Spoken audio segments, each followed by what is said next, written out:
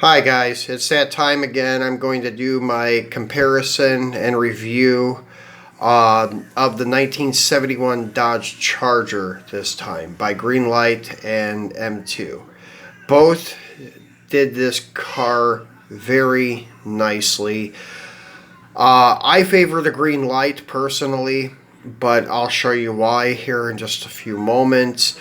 Off to the side, you'll see this Sublime and Plum Crazy car. This is by neither brand. This is actually Hot Wheels 100%. These are very nice cars.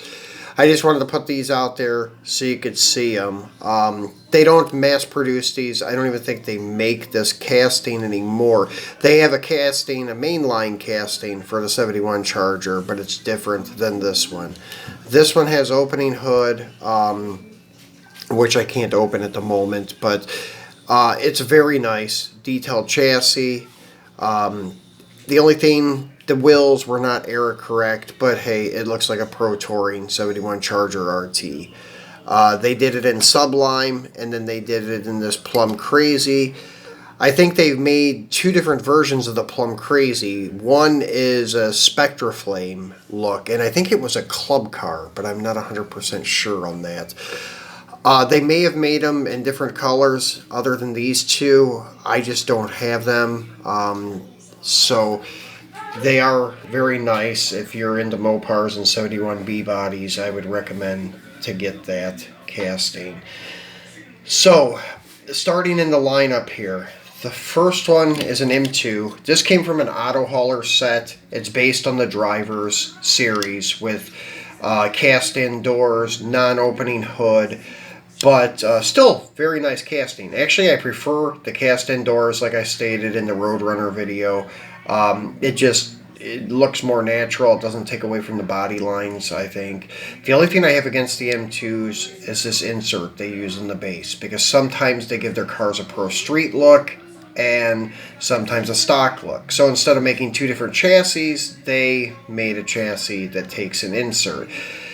Good idea from their perspective, bad idea for the collector, because sometimes it throws off the wheelbase, and sometimes it just looks like the rear end set forward too much. I will show you here on the Hemi anniversary car. See how this wheel in the back looks like it's pushed forward too much?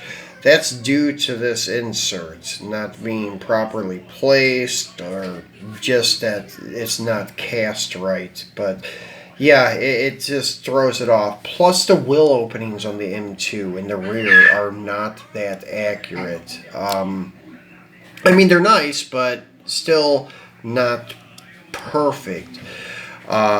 This one does have the opening doors, and it doesn't take a lot away from the body lines, but still yet I like the ones that have the cast-in doors. I just think it has a smoother look, more natural look.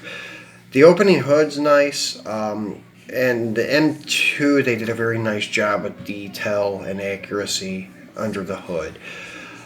This one has the air grabber style hood. That's another thing that's really cool about the M2s. They have a couple different hood versions. That one's the air grabber.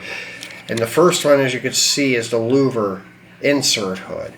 I have one with the opening hood that has the louver insert. So that's what's cool. They made a couple different hood variants. And as you can see, even this one, it looks like the wheel is pushed too far forward in the back. But still, as I said, very nice. They did a nice job under the hood with detail. And the hoods, I really like that. They even make it with and without the spoiler. I don't think I have one with the spoiler delete. So these are the only three non-chase M2s I have. Now we're going to go to the Greenlight. This is actually probably one of my favorite Mopars that I have. The 71 Charger RT by Greenlight. This car is very nicely done.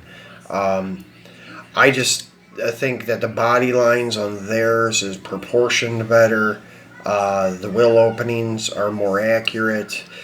The only downsides of the Greenlight are these really wide tires. But even on this car, it looks okay, but I would prefer a little bit narrower, not this wide. It almost looks like NASCAR racing slicks. They're so wide, but it's nice. Under the hood, they also did some nice detail, and it's very accurate too. The air grabber hood is nice, so they did a very nice job. I'm going to have to say that the Greenlight is my favorite. Just looking at the body lines, as you can see, just in comparison, there's the Greenlight setting next to the M2. I just like the Greenlight much better. Even the M2, it's nice, but you can even see on the not the body lines, but the stripes, they're kind of a little bit too much arched on the quarter panel.